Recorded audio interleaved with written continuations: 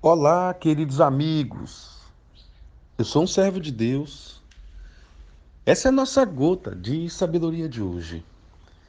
Quando nós pensamos na força, na capacidade que a língua tem de comunicar, de falar o que estamos pensando, sentindo, eu acho isso extraordinário.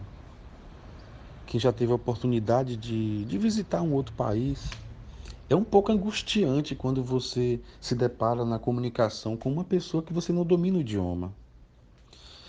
Então, embora estejamos tão acostumados com a comunicação, com a língua, com as expressões idiomáticas, é bom pensar que a língua, ela tem a capacidade de falar mais do que as palavras.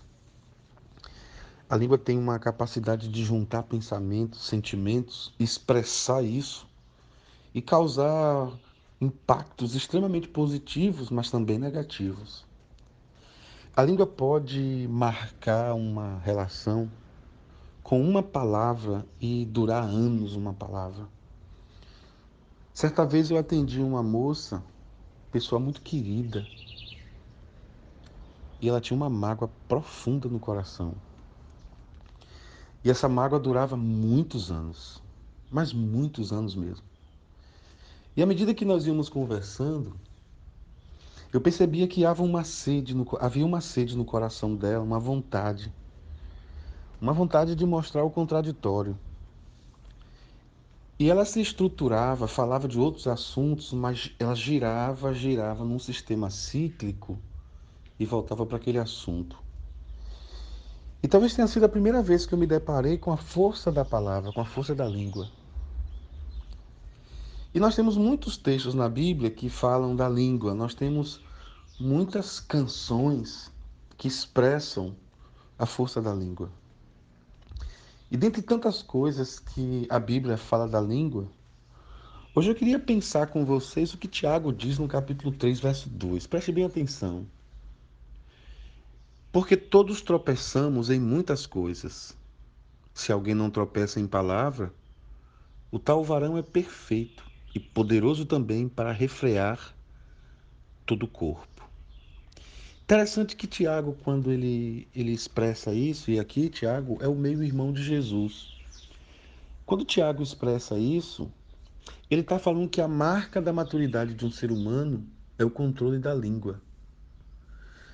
O nível de maturidade de uma pessoa vai aumentando quando essa pessoa controla a sua língua. E pensando bem, é verdade. Claro que eu poderia falar sobre esses desdobramentos da língua. Uma digitação no WhatsApp, podemos aplicar isso à minha língua digital? Aquilo que eu falo nas redes sociais também é a minha língua sem a sonorização? Independente da expressão, da forma que a minha língua vai se manifestar, é importante saber que uma palavra falada, uma palavra lançada, ela é uma palavra que jamais será recuperada. Eu posso contornar, eu posso ajustar, eu posso redizer, eu posso dizer de uma outra forma, mas uma palavra falada é uma palavra lançada. É uma flecha que entra pelo ouvido de uma pessoa e pode se alojar no coração. E eu queria, com meus braços, minha alma arrepiada, eu queria dizer para você que é pai, que você precisa ter muito cuidado com as suas palavras. Porque palavras são sementes, palavras são flechas,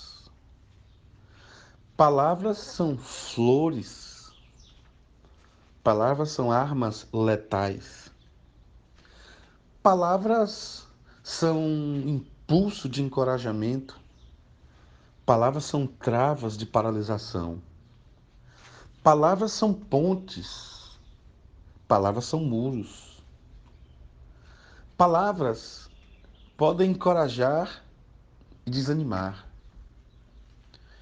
Uma palavra pode paralisar o outro.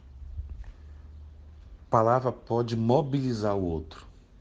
Então, quando o Tiago fala dessa logística da maturidade, o que o Tiago está dizendo é o seguinte, que controlar a língua é um desafio cristão.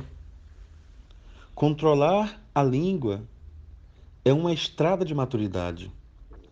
E poucas pessoas conseguem porque nós somos velozes demais em expressar o que sentimos e o que pensamos. E aí, nessa ditadura que vivemos, do saber, do expor, do falar, muitas vezes nós não nos policiamos. E o policiamento é uma ausência hoje tão presente. Olha que coisa interessante.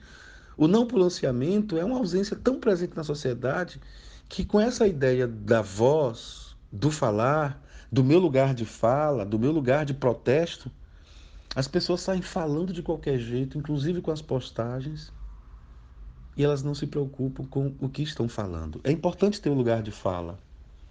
É importante a expressão. É muito importante o protesto, o livre acesso ao falar. Mas eu estou falando de algo mais profundo, estou falando de algo espiritual. Porque quando o Tiago diz que uma pessoa, para encontrar maturidade, ela precisa ter cuidado com os tropeços da fala. E é interessante quando o Tiago diz, porque todos tropeçamos em muitas coisas. E eu não tenho tempo para expressar toda essa gota, mas nessa série que eu vou falar sobre a língua, Tiago já começa nos mostrando que todo ser humano tropeça em alguma coisa.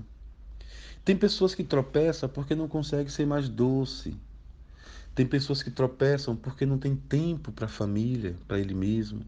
Tem pessoas que tropeçam porque não conseguem parar para cuidar da sua saúde. Tem pessoas que tropeçam pela desonestidade, pela compulsividade. Mas Tiago disse que é importante evitar os tropeços.